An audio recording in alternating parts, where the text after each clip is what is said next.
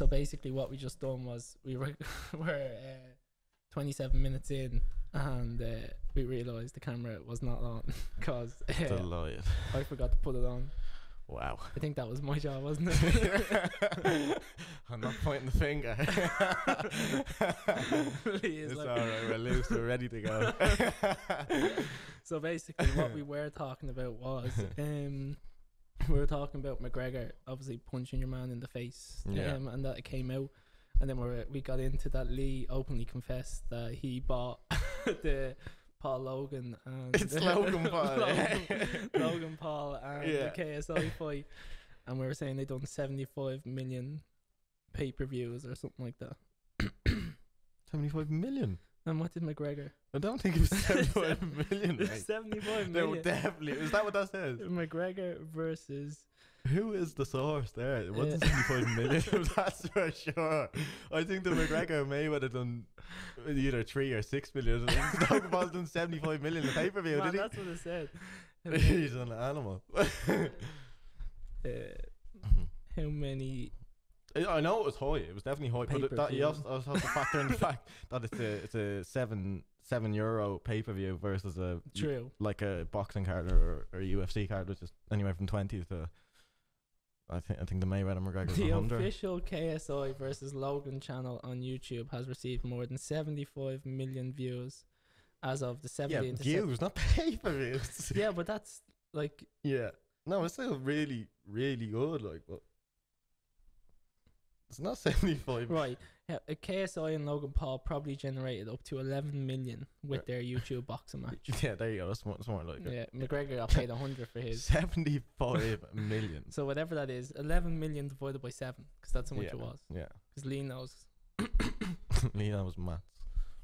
Right, I'm gonna crack this open. Is that real if I do this on here? No. KSI reveals his fight with Logan Paul sold over 1 million pay-per-view boys. Yeah, I heard that. But dismisses excessive earning reports. Yeah, so 1 million. Okay, it's not as impressive as I thought. Have you not seen it? No. I thought I'd done like. Obviously 1 million is not as much as 75, but obviously has 75 million views. I think that's obviously because people have just put it on YouTube. Yeah, it was also massively illegally streamed as well, because obviously people weren't willing to pay that. True. Weren't stupid like me.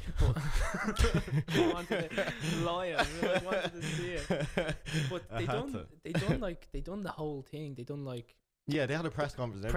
Very good, like the way it was done. Yeah. And they just done it all on YouTube, didn't they? Yeah. And just recorded obviously through their own channels and shit like that. Yeah. Like imagine that. Like like me and you just want to fight. Let's just promote it and pump money into it. Obviously they have the money through their YouTube channel to do that. But they had, I think, each of them have 20 million subscribers each, which is a fuck ton more than. Sorry, I'm gonna have to bleep that one out. It'd be grand.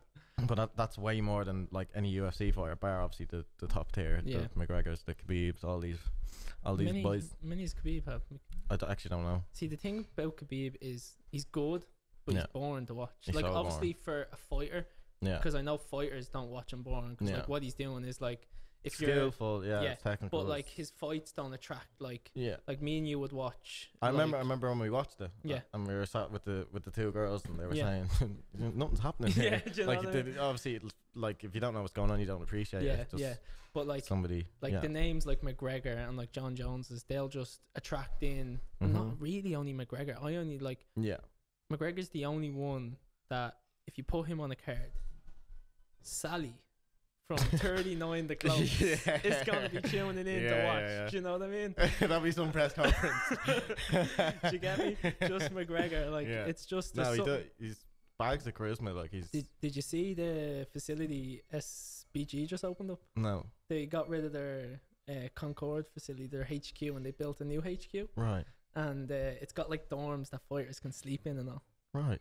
So they like your man, what's his name, John Kavanagh. Yeah. He was on Ariel Helwani's MMA show. Yeah. And he was basically saying, his lease was coming to an end, and they were looking at a new facility, and this thing has like a cage, right? Yeah. And it has the wall has like it's a picture, but it's a picture of fans with lights, and there's like flashing lights coming in on you when you're in the cage. It's supposed to mimic what it's like in an actual fight. That's a bit heavy though, isn't it? Yeah, so when you're fighting there, I'll show you the picture. It was posted up. Like, I can't believe you didn't see it. I don't know if it's on SB. I always go to say SBD because that's a powerlifting company. Yeah, yeah. But SBG. All the MMA people are gonna be like, oh my god, I'm so annoyed. That's it there. Look, that's their. It's in the corner, but they have like that's a wall. They sleep here. No? That's a wall art. Right. That's fans and lights. They have lights, so when they're fighting, they actually fight in front of fans and lights and stuff. Yeah, it's I don't know about that. That's kind of. It's to prepare them for the real thing. The real thing. Yeah. Like, you know. No, it looks cool. It does look cool, but I don't know if that would do anything for any of them really. I think I think the membership went up to about. I don't want to be wrong here, but about 190 quid a month. Yeah, it's kind of like. But obviously, if you're a professional fighter, I don't think you pay. I think what you do is you just coach classes and help the younger fighters. Right. And then you get your free coaching. So I don't know, but I think roughly that's what they do there. But if you're like, if I wanted to go or me and you wanted to go, it's like 190 quid a month or something. Right. Well, that's gonna stop a lot of people from like, sort of like middle class people from going and training. Like, you're only allowing for a certain people with money really to go and get involved in the sport, which is not the way it used to be. And then like that's what I found when I was doing the classes up in Swords. I found that like when you're paying money, like if you can only go to 1 or 2 classes a week, it's very hard to justify 190. Do you know what I mean? Like for 2 classes a week, or if you're going every single day and you know that's what you're just gonna do, and you're gonna go in the morning. Are you gonna go back? I am gonna go back, but I don't know when. I just remember having the first roll in jiu-jitsu with you, and I don't care what anyone says. The weight makes a difference in all sort of martial arts, you know. So it's like I just remember I was trying to like pin down a 95 kilo bear. Do you know what I mean? Like, I'd be technically like on my way now. I've been doing it the last couple of years, so like I know a few bits in it, but like.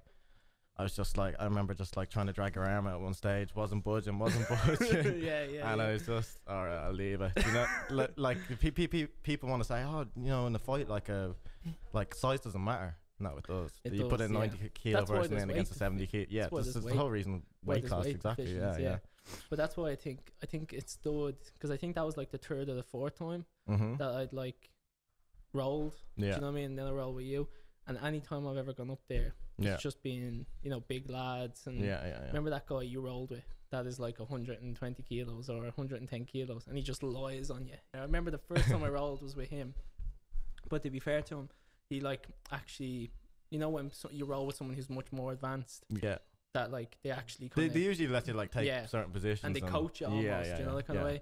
I suppose if you go in and you have a white belt who, you know, hasn't got his purple belt but is quite good and, you know, advanced, or just, you know, someone who's talented but inexperienced, they'll just go in, they'll kind of, you know, almost smoke you, get you in a submission. Yeah, they're trying to prove themselves. You know, the kind of. But this guy was kind of like going, no, look, when I'm here, you want to be going here. Yeah. Do you know what I mean? When I lie on you, you want to get your feet on the floor. Yeah. And he's like talking to you when you're doing it. Yeah. So I definitely think that stood to me going up there and actually just being with bigger people. Do you know what I mean? Because then that way, then when I came to, when you roll with someone who's your weight, you're like, oh, this is actually not easier, but it's like you don't have to deal with the weight of your man anymore. Do you know what I mean? Like if you roll with someone who's 100 kilos and then all of a sudden get off and roll with someone who's 70 kilos, you're obviously just going to be like, this is a lot easier. I control this person, I can move this person. Like I remember I was trying to hip thrust your man and it was just a drill. We were just going through a drill. You want to get him up and then you wanted to hold him almost like a Superman kind of like pose.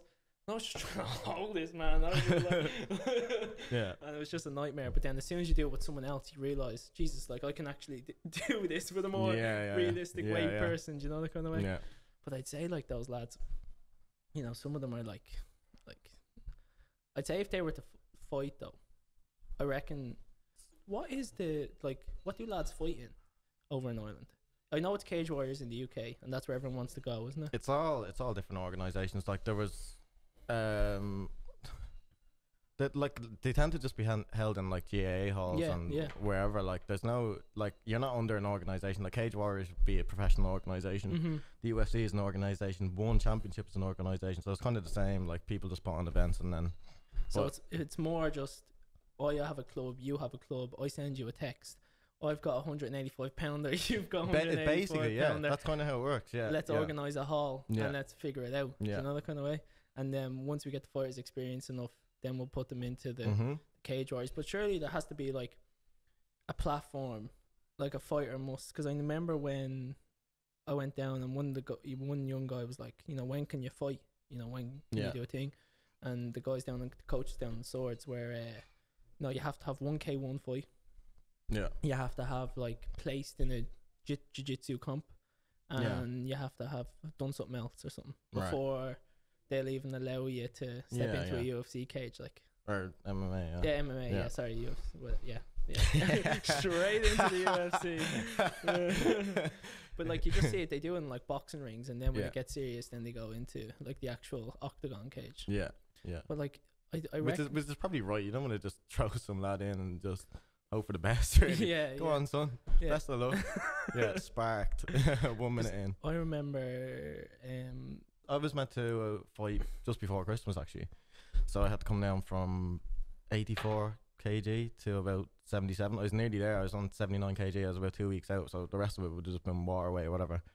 And I got the biggest concussion of my life. Yes, I had to get my coach to drive us home. Then I remember thinking, right, there's something not right in my head here. Like, it was almost like my brain had stopped recording. I couldn't remember 5 minutes before, 5 minutes after, and I was obviously still sort of dazed. And I remember thinking to myself, you know, like, how much money have I got in my bank account? I need to go see a doctor. And I remember I couldn't piece it together. I didn't know how much money was in my bank. I didn't know my name. I remember he dropped me off. I went home and I sat in the middle of my kitchen. I was like sat down on a chair, trying to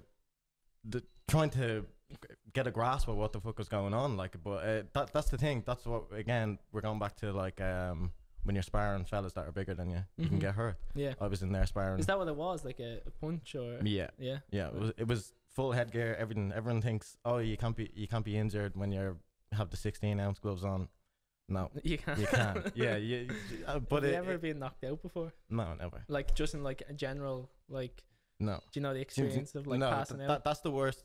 Like, a concussion is basically, it's brain trauma. So it's like a minor version of it. I remember when I used to play football. Like, I used to have no sense of fear at all. Yeah. And I'd like go into any tackle or run, or even when I was playing rugby, I'd go into any. But I remember one time I dived backwards and hit my head off the goalpost. Yeah. And I just remember waking up. Yeah. And all the lads were around me. Like, actually knocked out? Actually knocked out. Right. Like, remember opening my eyes. The feeling I got was like, why are the lads in my room? I want to go back to sleep. Like, get out of my room, lads. I don't know exactly what I said, but I said something along those lines, like, get out of my room or something, like, do you know what I mean? And then it took me a couple of seconds to realise I was on a football pitch. I looked down, there was blood. Yeah. And then I was like, okay, something's after happening. There's my ma standing over me. Right. And going, like, she was I think it was the first game she ever came to watch. Right. And she never came to watch another one after that.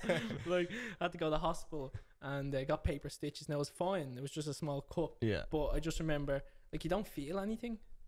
Yeah. So do you remember, like, your man? No, it doesn't hurt. Like, yeah, it's just like your brain switches off. That's it. Yeah, well, like, that's what the concussion was. At least I don't imagine it's the same. Well, mine wasn't bad because I just had your ego was hurt. Yeah, but that's why when I seen your man Masvidal's KO. Yeah, right. I was kind of like going, like, he actually probably got away. Although we got like not embarrassed. It's embarrassing to kind of get knocked out the fastest record. Yeah, do you know what I mean, in UFC history. But like. And I actually think it was faster than 5 seconds. Like, it was. The clock kept going. Yeah, he was out in like 2. Did you see when he asked him about the punches afterwards, the reporter? No. Did you not see Masvidal's answer? He was like, was it necessary? Yeah. And he said it was super necessary. And he just goes to them, why? He's just like, well, why not? Why did you keep hitting him when he was already knocked out? And he said, it's my job to hit him until the referee pulls me off him. Which is right, because like, and he was like, when I see him in Costco's or whatever they have in the States, I'm gonna hit him again. He doesn't like him. But no, I miss jiu-jitsu. I do. I miss the training. Like, I was hitting the bag the last 2 days. Yeah. And I was like, throwing spinning elbows and all. Yeah. Like, do you know what I mean? Yeah. Like, I was like, right, left, right, and then I was like, right uppercut, and then I was like throwing my right elbow, like spinning, and like it felt good. Yeah. Do you know what I mean? There's something about hitting something. Yeah. You're like, okay, but yeah, I need to go back. I need to go back and train.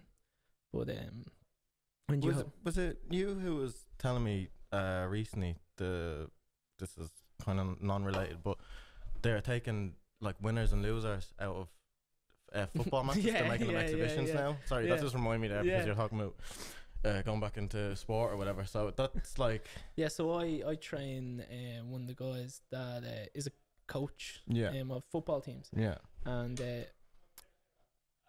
I think it's under 11s, from 11 or could be 12s. I'm not sure. Yeah. It's 11 or 12s. Yeah. There is no competition, so there's no score kept. Yeah. And there's no league in football. There's no league. There's no score kept. Yeah. The kids go out and they play in whatever positions they want to play in. Yeah. And they just play. Yeah. And 30 minutes is up and they finish and that's it. There's no celebrating goal. I don't know if you celebrate a goal. The kids probably celebrate goals. Just kick it in, like woohoo. But it's a non-score game. Yeah, it's a non-score game. There's no winner at the end of it. There's nothing. What do you make of that? Like I hate that. I think it's that's like literally like that's literally character building. Like sometimes you have to lose to go home to understand. Yeah. And then come back stronger the next time. Like if everyone just gets their hand raised at the end of games, nobody's gonna learn nothing. Do you know what I mean? I don't think it's helping the kids. Like it's obviously just influence from the, and I don't like using this word a lot, but the soft parents who don't understand. It's catering to soft people. Literally, yeah. It's kind of like the Instagram likes thing. Yeah. I hate that as well. Hate it. Honestly, hate it.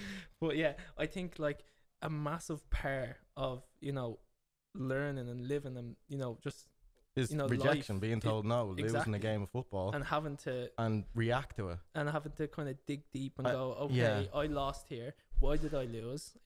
Like if you missed a penalty last minute of the game, you're beating yourself up. Everyone hates you at the end of the match. We're not all going, woo, thanks. You know what I mean? You have to go away and you have to work and understand, okay, there's actually work to be here. I may not be as good as I thought I was. It's a big part of developing even a personality. Even it's like, how do you react when this is the thing. This is why I don't. This is kind of like the Instagram remove and like thing. This is why I don't like that either. It kind of caters to people who are like, oh, I'm comparing myself to these other people. It makes me feel shit. Well, what about the opposite? What about the polar opposite of that, where people compare themselves to people and they're like, well, look at this person, look at all the likes they're getting, what are they doing? I'm inspired by that. I'm gonna go and chase what they're doing. You know what I'm saying? Why is it we would not have the power to be able to build businesses online if it wasn't for the platforms? It's taking away feedback. Like I do agree with the whole side of that. Like if you say like have a mental illness and you're struggling and you just follow 10,000 Instagram influencers and you just constantly compare yourself to them, right? This is the I don't like this argument because I'm like, okay, well, what do we just shelter ourselves away from these? I can't see that. That makes me feel terrible. What, should we banish these people off the streets as well? Good looking girl walks across the road. I can't see that. Put the blinkers on. Oh, somebody driving a Mercedes. He must be successful. I'm driving a piece of shit. I'll look this way. Yeah, like I do agree with that. I think the message should be how you deal with it. To manage your time online properly. And I think it's how do I explain it? I think you should be taught to be stronger, deal with it, and recognize it for what it is instead of just, oh, we'll hide this then. And even the way they've done it, the manner in which they've done it is like, you can still, but now you probably have to book a day off work to actually go and count people's likes now and scroll through and count them all. But you can see the amount of likes you can get, and people can go in and count them if they. Nobody's doing that. I know they're not doing that, but I mean, well, you can go it's weird. It looks like a glitch. It's like Darren and others have liked this photo. What do you mean Darren and others have liked this photo? Is that even in, like a sentence? Others? Yeah. But yeah, I don't know. It's weird to me. But like there's an app already, VSEO. Yeah. You heard of that one? Yeah, it's Instagram without likes. It exists already. There's gonna be I definitely think they'll bring it back. I remember I was talking to Nicole about it, and I was like, I think they either need to remove it, like everything, like followers, likes, comments, which they won't, impressions, everything, or have it all. Do you know what I mean? Yeah. Like you can't you can't shelter like things like that. It's just like that. You can't tell someone that they're not allowed to go and buy a BMW because it makes someone else feel bad. Yeah, this is my whole thing. Yeah, like you can't tell other people who have worked hard, who have put hours and hours and hours and hours of grind and whatever you want to call it into something, whether it's a fitness blog or a fashion blog or a makeup blog, like that they can't now receive gratification for their hard work. Like I don't agree with that. But then at the same time, I don't think it's it's probably is Instagram's responsibility to deal with the people who are like, well, I can't look at that. That makes me feel bad. But I think that's it's obviously a very bad way for people to look at it. You need to look at it from the point of, okay, like I think not being like, I look at people who get successful and I like people who I know. You're like, me. What are they doing? Yeah, I'll do what they're doing. I'm also really happy. I'm like, go on, Jenny from the block. Do you know what I mean? Yeah. Like, you know, keep doing what you're doing. Like, I love supporting people who are doing well. When people put them out there, I do the same. Like, I'll support. I don't care what they're putting out, but like they're doing more than most people are, because a lot of people have ideas and they don't go after them. So like, I'll always sort of praise that. I'll applaud that. But I mean, and then some people sit there and pick holes in it. You know? So like I now have to hold myself to a certain, you know, degree. But I think what happened was it was still a thing before, like, but just before social media, there was TV, and you had all the TV stars, and everyone compared themselves to TV stars.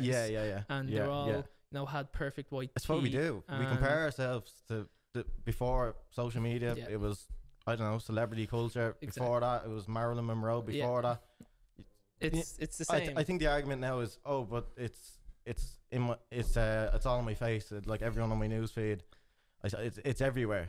I think that's maybe the argument for it. But I mean, like the way I look at the people who I follow is like, unless they bring some value and unless you're supporting them, like if you're looking at someone every single day and you feel like resenting, oh, I'm so annoyed he has a BMW, or I'm so annoyed he has, do you know what I mean? Like, unfollow the person. Like, I think the issue shouldn't be. But even that, I even find that is very like just unfollow them. Yeah, but you can unfollow them. But if you're unfollowing someone because they're successful and they're making you feel bad, like that's on you. Do you know what I mean? That's a sign of a like a weak person. Oh, I can't see that. Like, he's doing better than me. I don't want to be seeing that. Again, you're sheltering yourself. You're putting your blinkers on. You're looking away from it. When you just recognize it and I do understand though that sometimes I call them moments of time. Do you know what I mean? Where, you know, shit hits the fan at home, or, you know, shit hits the fan at work, and you just, you know, one bad decision after another, you spend too much money, you ask for money, and you've done all these bad things, and you get yourself into like a really bad state of mind, and you're like, I hate everybody. Do you know what I mean? Like, do you know I've often been there before where you're like, no, just, do you know what I mean? Anything anybody does, whether it's your ma, you know, folds your socks, or, you know, you know, it doesn't do your washing or something, you're like, snap. Do you know, that kind of way? But I do think that, like, there is people who are obviously in that situation, and I think that, like, the best thing that they can do is, whether, I always say to anybody, like, if you're following people that make you feel bad, okay, again, on your argument that you shouldn't feel bad because someone's doing well, like, that shouldn't be an issue. That's like, I think that's something, like, I remember when I was growing up, I used to be like that. Like, I used to have so much resentment for people who done well around me. But it was because I remember when we grew up, like, I always felt like everybody had everything. Yeah. And I had like nothing. Now that's not the case, but that's how I felt. I always felt like my friends always had like the best iPhone. Do you know what I mean? Like you were sort of, you drew the short straw sort of thing. With everything. Do you know, the kind of way? And I always felt like that when I was growing up. And I always felt like if me and you were, you know, mates when we were like, you know, 11, 12, 13, I would have been like, me and you, if we had met up on Christmas Eve and you had got the iPhone and I got the Samsung, not that, but back in the day, the iPhone was the top of the range phone. I would have been like, fuck you, Lee. Do you know what I mean? Fuck you. That's just, and I couldn't help it. Do you know what I mean? And I always kind of can relate to the people that do kind of resent other people, because I don't actually think they have control. Like, I think it's not their own, like, it's not their own fault, really. Yeah, there's just caught up in it, there's really, so much stuff going on that it's just almost like an instant that like, and it's been going on so long that they just almost now they look for the worst in everything. But I also think like people like that just exist. You know what I mean? There's positive people, and then there's the opposite. There's the yin yang to everything. There's a give and a take. So like people like, do you ever even have a conversation with someone? They just drag you down. It's like, did you see the match the weekend? Oh yeah, shit. It was a good game. It was 6-all. Did you see that new restaurant they built? Went across the road there. Got a lovely dinner out of it. Rotten. Yeah, wouldn't be going. It's like, throw me a bone here. I'm making an effort with you. Like there are people like that exist. They just do. So I remember because my life has kind of gone from one end of the spectrum to the other. In I'd say now people are resenting you, Mr. Businessman. You know what I mean? No, fuck that guy. Like I hope people look at like us and see that, like, because even like you can see you were in your job and you're here now like 2 months, and it's like the way I know there's like people will argue with this and say no, it's not, because you don't have the same circumstances as I am. But if something is a priority to you, you'll make it work. Like I genuinely think anything is impossible. Like in terms of like, okay, if you want to start a makeup business, that's what you need to do, and that's where you should focus your energy. Or if you want to do a gym, or you want to do something else, like, but like the hardest thing is to figure out what it is you want to do. And a lot of people end up chasing a dream that's somebody else's dream, and they never end up doing it. That's why they never follow it through. But I remember before all of this, I would say on the other end of the spectrum of currently what I'm at. And I remember thinking that, okay, I'm gonna have to lose my trail of thought. You lost your trail of thought? Lost my trail of thought. That's on you, my brother. Yeah, fuck that, man. I lost the trail of thought. And literally I was like trying to save it there. I was like, it's a good thing you can edit, isn't it? It will probably take Wait, I'm not. Do you know what I'm actually going to do? Because chances are it's going to be one of me or you editing this thing. I'm just going to, every time I say something funny, I'm just going to cut it. And then I say something else funny, and then it's going to be you laughing. So I'm actually going to minimize this 45-minute podcast to about 3 minutes, just me being funny. Just all my best bits. Anytime I stutter or fuck up, that's not going in. That's not making no cut. Yeah, I lost my trail of thought. Right. I was going somewhere with that. Right, X-Media. I remember. Oh yeah. Yeah. Right, yeah. Sorry. So, did you find your trail of thought there? We go back to it. I was trying to find it, but if it comes back to it, right. Yeah. But so like obviously we have stepped up the production of everything at the gym in terms of we now run a podcast. We now promote all our trainers through promotional videos, professional photos. Like every day is just we're up and kind of like the content we put out, and that's all down to X Media. There it is, it's out. But so X Media is an actual business that me and Lee both run. It is kind of Lee's full-time job. Every day that's basically what you're focusing on every single day. And I do focus on it, but not as much, just because my man's trying to run some other businesses in the meantime. And shit, just I'd be like sitting down with Lee, right, let's do this project, and it's like, is Ryan here? And I'm like, okay, I have to run, I have to leave the building. It's getting done though. Do you know what I mean? Like even like, obviously I understand you're running your own business as well, so like you haven't got the luxury of time like I do. I could sit there and I can just edit away for hours on end, but like even when I go into now and editing software, because X Media is probably throw a bit of context to it. Basically, we cover everything. We cover website design. We cover videography. We cover animations, photos. I don't think there's anything else. We strategy. Like I even think the strategy that we came up with for the gym in terms of how other businesses are marketing. Like our marketing strategy is completely different to what other people are doing. Like we're not just making posts. Do you know what I mean? Like there's almost like a story to everything. Like there's, okay, we want to do this.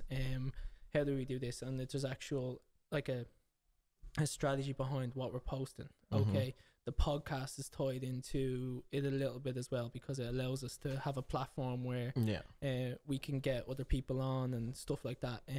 Like the trainers, getting all the trainers exposure, because we want them to do the best as well. Yeah. And then I think definitely, like as we go, I think every day is a learning curve, and as you can see with even like the gym, like you'll never know everything that there is to know. Do you know what I mean? You're always just constantly like, oh, that's a cool trick. Like I remember one day you were like to me, yo, I'm going to take the camera like on a Sunday, and that's like so. I remember like that's like so out of Lee's like realm, like yeah, you know what I mean? Like I'm just gonna float in town, do a bit of work on a Sunday. Like. Yeah, but I like doing it. I left a job that literally made me want to go home and have fights with myself in the mirror to come here and kind of pursue this because before you done that, you done 9 to 5, wasn't it? Yeah, well, computer programmer. Yeah. Loved it. Nobody talked to each other. Headphones on all day, head in the monitor. And then you came to me with this. Do you remember how you actually pitched the idea to me? Yeah. You basically, no, I tried to tell you about this a couple of weeks ago, and you didn't know what I was talking about, which I think is nuts because it's an image that will stay with me forever. Basically, he picked us up. We went to McDonald's. We had a little chat where he was wanting. He obviously knew that I have experience with cameras and within editing software, stuff like that. So he wanted me to be basically a creative person at X Media. So, but the way he done it, he had like 5 or 6 chips and a straw laid out on the table, and he was like rotating these chips, and he was like, this is gonna go here, this is gonna supplement Black Rose, we're gonna move on to here. So we basically done a diagram with chips from your Happy Meal at McDonald's. Yeah. But I think that's like it's one of my worst traits. I think is like, because the way I look at it is like, okay, you have Black Rose, which is the gym. Yeah. That needs marketing. Yeah. Of course, yeah. It needs media, right? Why go spend? And I always do this, and it gets me into like the different ideas, and I need to sometimes stop and be pulled back and say, no, that's a bad idea. Yeah. Don't go do that. Focus on the idea that's in front of you. And you know, the reason why I say this is because people might relate as well. Like, it's important to have people around you that you trust to say, don't do that. That's a bad idea.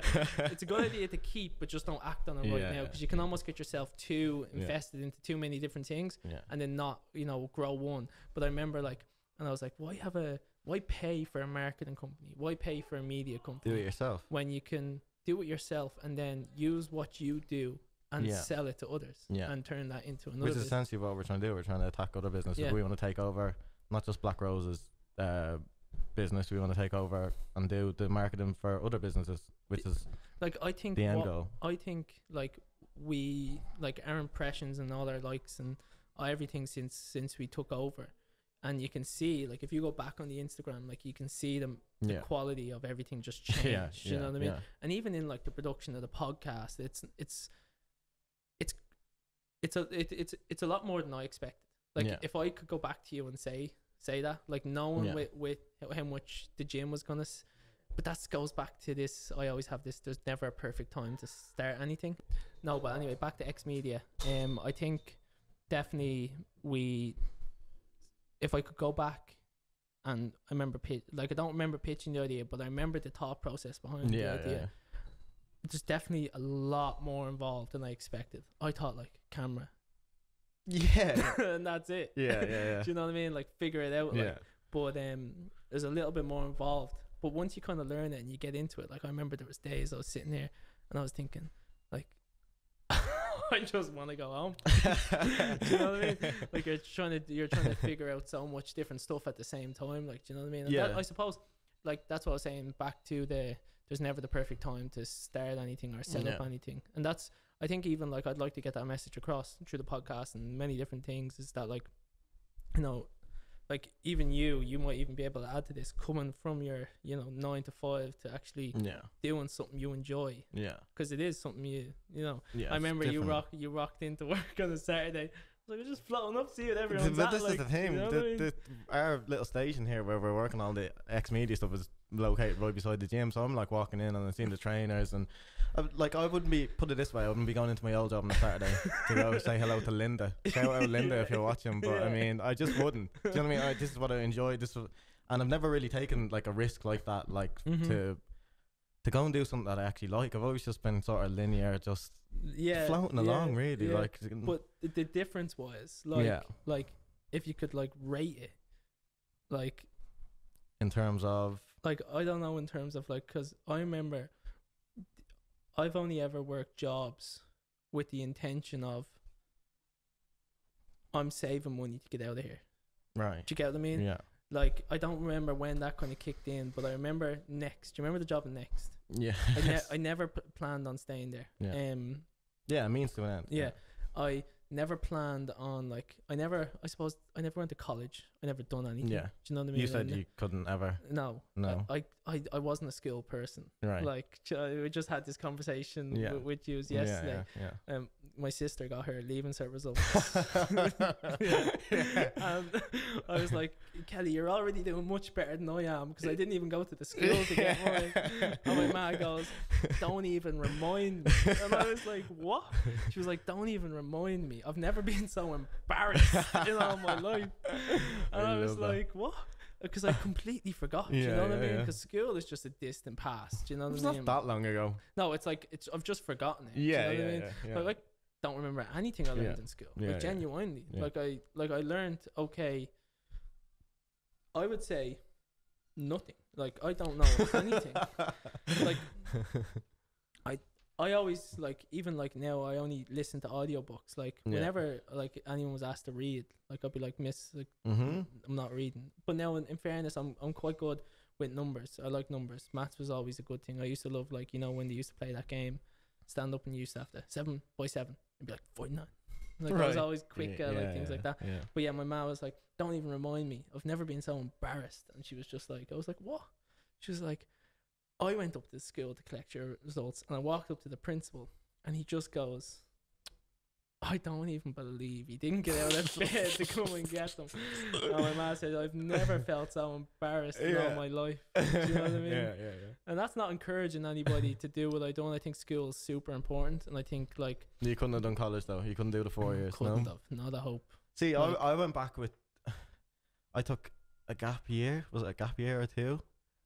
Maybe two gap years, and then I kind of went back because I don't know, it was what everyone else was doing. I was like, well, I don't want to be on minimum wage for the rest of my life, do I? So, and it's a good thing and a bad thing, because in a way, I feel like I've wasted 4 years, because I'm not going to pursue computer programming. I don't want to work in IT. It's the whole reason I left. I came here, but I mean, it was almost like I was there so other people wouldn't think I'm a loser, basically. So that's cost me 4 years of my life trying to prove to other people that I'm not a loser. And when I think of it, like, I'm a bit of a loser for going back. And wasting the 4 years when I could have been putting it into something I actually liked. Yeah, that's why I had this conversation with somebody, and I was like, going away, right, and work, like, going away for like a year or 2 years. I completely disagree with, right, because. And with the intention of going away and then coming back and settling down. If you go away and that's your life, and you want to move away and, you know, build a future for yourself in another country, different story. But if you're like, I want to go away for 2 years and then I want to come back and just, you know, figure stuff out, then I'm like, you're already setting yourself further than you are going to be when you come back. So you're going to go away. It's like college. Spend 2 years of your life in another country and come back to nothing. Exactly. Yeah, I thought you were actually going to say the opposite there. I always think that. Yeah, you go away, you come back, you're broke, you're living at home again. Nothing. Like, you're starting from zero. Like, if you were to suggest to me that you were going to go move away for 2 years and, you know, just flow and just figure stuff out and then come back in 2 years and I'd be like, Lee, you're already much further than you are now than you're going to be in 2 years time. Like, why not do all the hard work, get to where you want to be, get to a position where you can flow and have financial flow. Have financial freedom. Like. But no, I get that. Have your shit together, then go. Yeah. Do you know what I mean? Find your feet, then move. I feel a lot of people run. Like, stuff goes wrong straight away. I think a lot of people think the grass is green on the other side as well. We go over here and we live this lifestyle. Well, maybe not. Not if you're not a skilled person. Like, you're not gonna have a great job over there. You might be earning more money, but. And then, like, build, like, I think there's a lot. Like, I always say, like, I'd always live in Ireland. But I'd always love to, like, travel, whether it's work related or, you know, holiday related. But I see all the people who go backpacking, and, like, I don't envy. Like, I never want to go. Like, right? Just doesn't interest. It's like bringing a bag, and I know people love it. Yeah. And I know people love it. But the idea of just, you know, going around and not knowing where your next bed is, right, doesn't, like, it doesn't appeal. Maybe in different countries, like safe countries.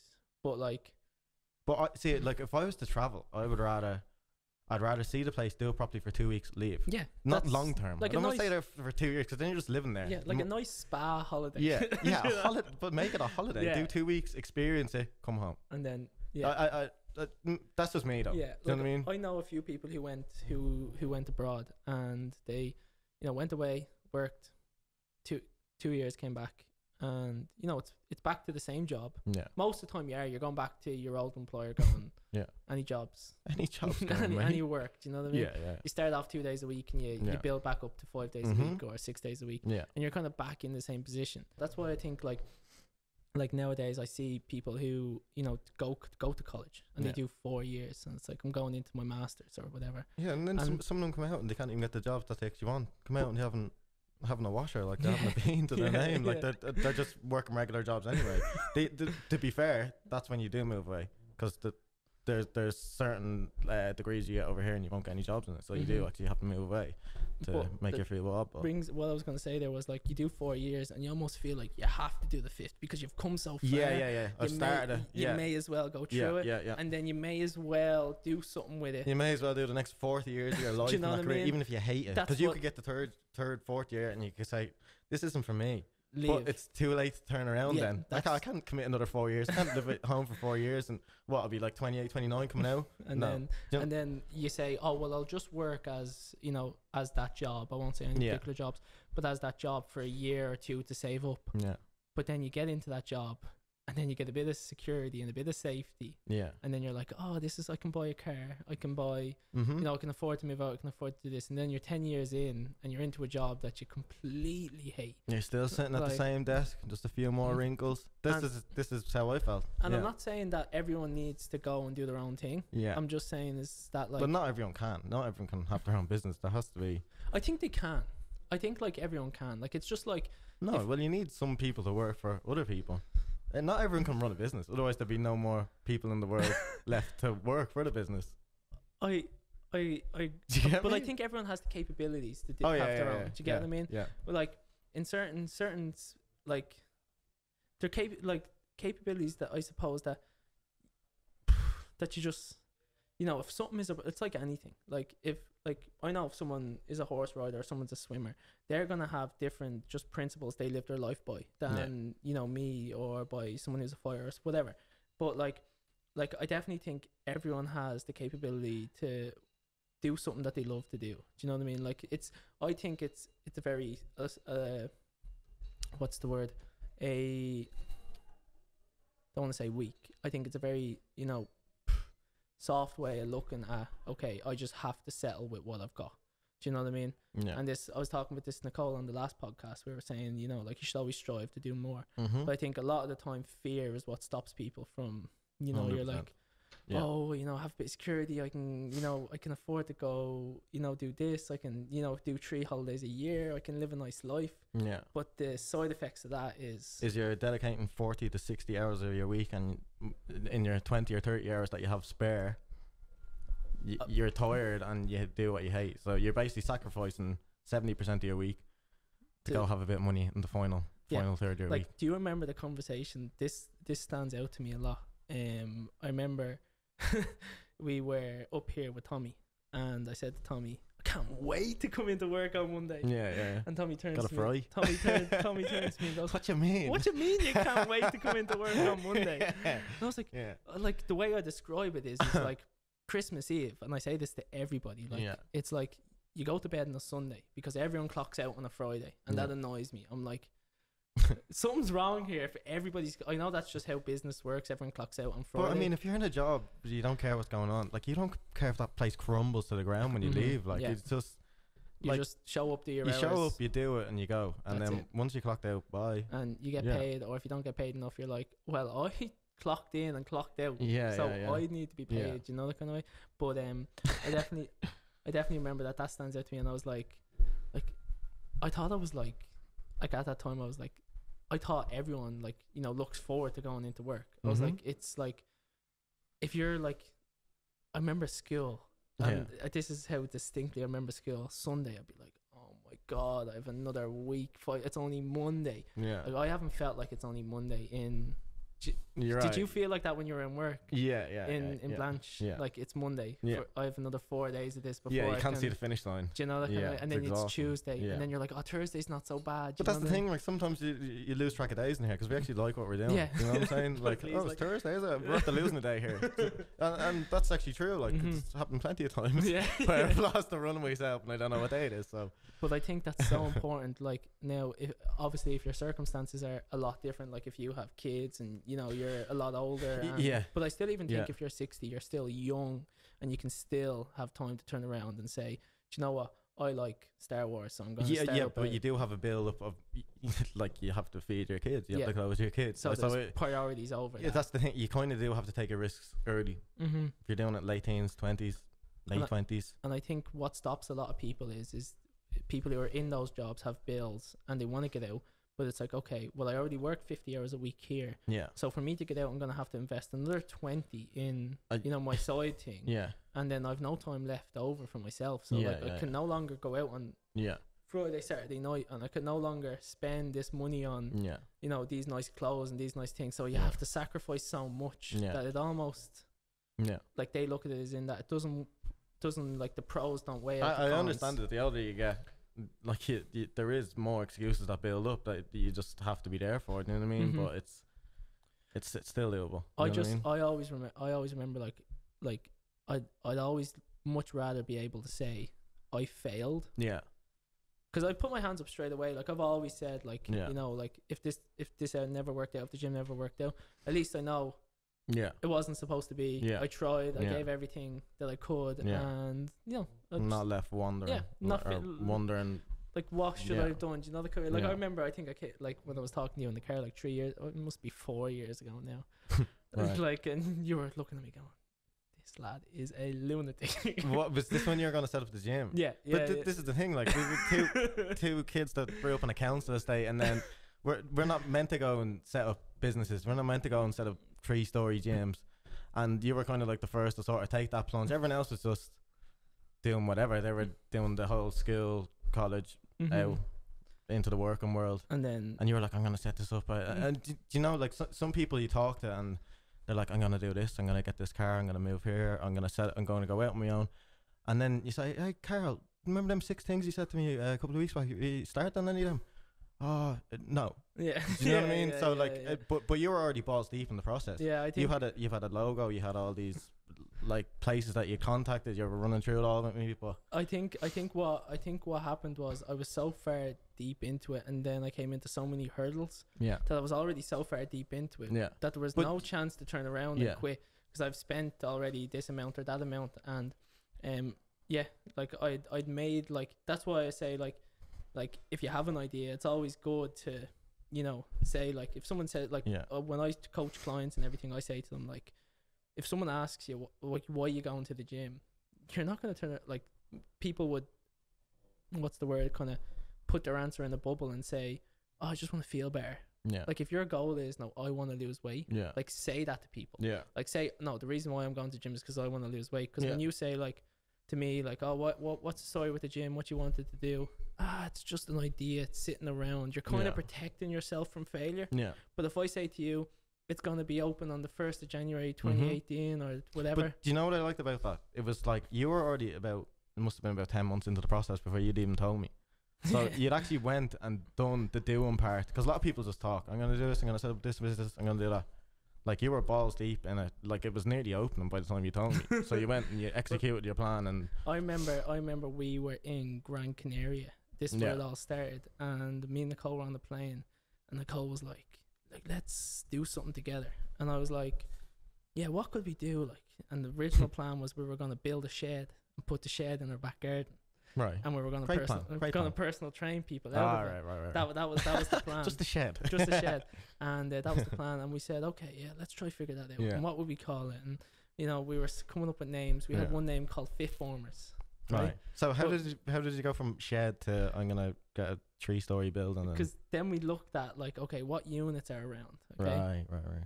And there was none really around. And then we came and we looked at another building in Scaries, and that wasn't available due to, so I can't remember what it was. And then we looked at here, and when we walked in here, we realized Jesus, this is perfect. Yeah. But we were so in over our head. Like, it was ridiculous. Yeah. Like, I reckon, like, percentage wise, like, I won't put numbers on it because I hate talking numbers, but if we could put 100% as the total amount that it cost us to set it up, we only had about 6. 6 of what? Percent at the time. 6% of that actual figure that it cost us to set up. At the time we came in here, and we were like to the landlord's agent, like, is the rent negotiable? He was like, no. And we're like, okay. Like, very reasonable. Like 21, 20, what would it be, 22 at the time. Yeah. And yeah, grand. Like, and he's probably looking at me going, who is this lad? Do you know what I mean? Chancellor. Like I think me, Amy, and Nicole came and viewed it the very first time. So then, with all the delays, it was real funny how the process worked out, because there were so many planning issues and delays that it actually was a blessing in disguise, because it allowed us to just, like, I got a job in IKEA and was working in Verve, another gym, was working like 3 jobs, and it just allowed us to just, another delay, happy days, another month. It was 2 years in the making, wasn't it? It was 2 years. How long did you think? Did you just think you'd just stroll in here one day? Yeah. And then just it would open? That would be it. But as soon as I started getting into the deep figures of, okay, like, they're looking for, wait, what, this much rent? Like, when you go and you want to rent a house, right? Yeah. You have to pay what's called a deposit, and, you know, you have to pay upfront rent. Like, so it's like 2 months deposit, 2 months upfront. Like if you're renting a house in Skerries, you're talking €1,500 a month, right? Yeah. So that's 9, am I right? 6 grand before you get started. Right. You have to have. Do you know what I mean? Just to rent a house. Yeah. So like we were like, all these numbers over my head. I'm nodding my head. I'm saying, yeah, of course. Yeah. We need gym equipment. But then it was like, all right, we need gym equipment for this floor space. Yeah. And we were like, right. Remember meeting with the supplier, and I never will forget this. I remember giving them the deposit. Yeah. And I had nothing in the bank account. I think I had like €6 or something. Right. He was like, I need a 30% deposit, and I was like, I don't even know if that's in the account. Like, you know, I don't even know about 30 cent there. And I thought it was. I thought the equipment would be coming in January. Yeah. And he was like, you know, November. And he was like, right, if you need it for January, it's going to be 12 weeks because it's coming in from America, and that's where it gets shipped from. And he was like, right, the deposit is this amount. I kind of. I walked into the car, signed into my online banking. Yeah. I actually think I had to put 100 quid onto it. I think that's what it was. I got 100 quid and I lodged it in. Then when I bought it, there was only €6 left. Wow. And then I was like, fuck, what am I gonna do? But I'll never forget that once I bought that, once we transferred that money, we realized, okay, there is no turning back now. Yeah. Do you know what I mean? You have this amount of gym equipment, it's coming in, and you have to just figure the rest out. Yeah. No clue how we were going to figure it out. We just had to just. That's because you've done the business plan out in chips. like, and the reason why I tell these stories is like, again, back to the college thing. Like, you do not need like a high level. Like, okay, I'm not going to say that a high level business degree is not going to help you grow a business. But you'd say the best way to start a business is actually do a business rather than do a business course. Yeah, and figure it out. And but like, if you had someone who has already completed a business, college, whatever degree, whatever, that is obviously, you're going to be in a much better starting position than I was in. Do you get what I mean? Yeah. But I don't think you need any college degree to actually the stuff that like you need to know, and like the biggest issues that we have had are things that like you don't learn in college. Didn't anticipate. Do you get what I mean? Like, problems in the first place. They're not going to teach you that stuff in college. They're not going to tell you how to deal with public and deal with things like that. Do you know what I mean? And you're like faced with these issues, and you're like, okay, I need to actually have a strategy to like try to figure this stuff out. Yeah.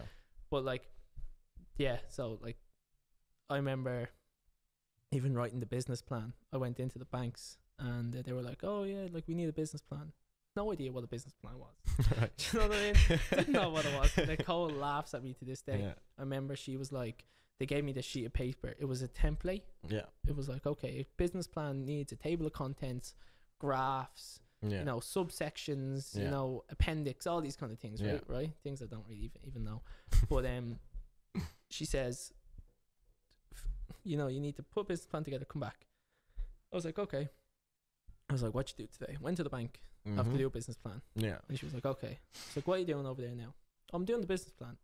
What do you mean you're doing the business plan? I was like, filling out, you know, the business plan. Yeah. She comes over and she looks and it was like, how much do you plan on earning this year? But it was like, whatever way it was phrased. Yeah. It was, you were supposed to put it into your own separate project, like document template. It was whatever. based on figures, or is it just? No, it was like I was supposed to put figures and a whole, like, basically this is the area that I reside in. This is how many members I plan on having. I just wrote down 30k.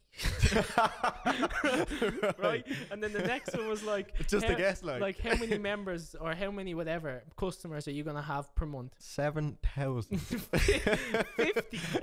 And I got a quarter of the way through the business plan, and Nicole just comes over and goes, "Oh, what is that?" Yeah. And I was like, "I'm doing the business plan." Yeah. She's like, "That is not a business plan." And I was like, but like your one said to me, I had to fill this out. Yeah. And she was just like, "Ryan, please don't bring that into them. They're gonna laugh at you." Do you know what I mean? How's the diet going? Not great. The trainers in here they've all been on to me. You know, when you're back training, you're obviously doing that competition thing, so you can lose the most weight, get the best transformation in. But I haven't been able to train for the last 2 months. I went over to Istanbul and got my hair transplant, their hairline lowered. And what was I saying there? Yeah, it was painful. So like I was watching testimonials online of, let's say, "Hi, my name's Mark. The procedure was seamless, didn't hurt, no pain, all this." And I remember when I was getting it done, I was like, "Mark, you liar! You are a liar!" It was so sore. You basically get like 50 anesthetic needles in the back of the head. So a lot of people don't understand how it actually works. They basically take your own hair out the back of the head and then just place it wherever you need it. Right. So that's kind of how it works. And then the follicle of the hair grows. You say it falls out and then it grows back properly. Or so something? It kind of it grew in. It's kind of falling out now. But I have about 2 liters of hairspray in my hair, kind of blocking that area, so you probably won't be able to see it. But it basically grows in up to the 6-week mark, then it falls out, and then it grows back in all the way up to the 6-month mark. So it's about 9 months. So you don't know even if it's a good job up until the 6-month mark. So it's kind of like an anti-climax, really. Right. Okay. Kinda. Yeah. You're kind of hoping that. Yeah, you're hoping. Yeah. And then if you wanted to shave your head, then well, that's still, that hairline was not shaved. This would stay forever. If I went I hope I don't know, but if I went bald when I was like 60 or something, I would just have an island on my head, on the front of my head. Right. Okay. So that's the idea. There's people say if you lose your hair or something, you're just gonna have like a hairline just sort of floating here. I was like, yeah. Did you ever see the Ronaldo haircut back in the World exactly. Cup? Yeah, that's exactly what I'd look like. 2002. Yeah, so Just at the I won't let that happen. I'll keep getting them. It's the one thing I'll never lose is my hair. But it was a mad country. It's a crazy country. It's scary. I travel over on my own, so it was. I remember I was like to you, like, please come back.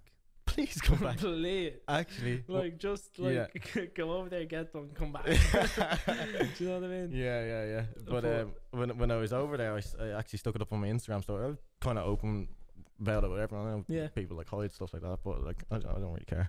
But it's basically the way you post about it is always funny. Like it's like so there's nothing going on, and then all of a sudden there's a photo with like Lee just with his head completely scalped. Yeah, it's like, gruesome. Yeah, who's coming out or something? Do you know what I mean? Tonight or something like that. This is the thing. This is the picture. I posted it, and basically my head's all like bloody, and that area is all messed up, and I must have my nanny following me on Instagram.